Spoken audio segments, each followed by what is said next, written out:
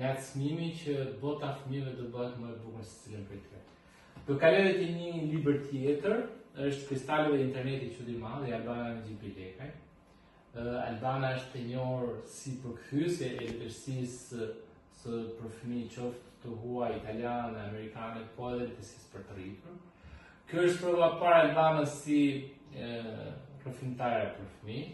Albana ka një kontribut jashtëzakonshëm do thoja për pasurimin e gjuhës shqipe përmes përkthimit, por me këtë libër vjen Kristali dhe interneti që di madh duke prekur një temë shumë të nxehtë që është tema e një bote me internet dhe një bote pa internet, pra se sa e rëndësishme është sot që ne të mos llabrojmë për këtë mjet të fuqishëm ndërveprues komunikues, por ta kemi si një mjet që të na shërbejë për ne, të na bëjë jetën më të mirë dhe Kristali, personazhi këtu, është në sfidën e madhe që të njohë realitetin, prindërit, miq dhe shokët dhe internetin ta përdorë po themi pa e tepruar.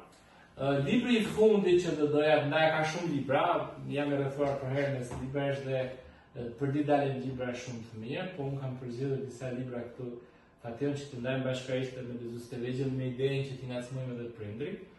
Është Aventurat e jashtëzakonshme të Charlottës Peter Leporvosh.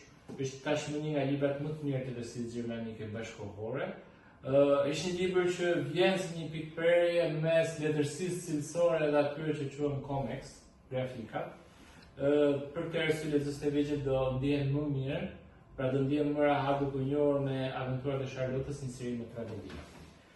Bëm një prezantim librash që ishin për kategorinë e fëmijëve. Tani flasim pak për grupmosha të mëdha, për ata lexuesit e vërtet, ata ne lexuesit me njëri tjetrin,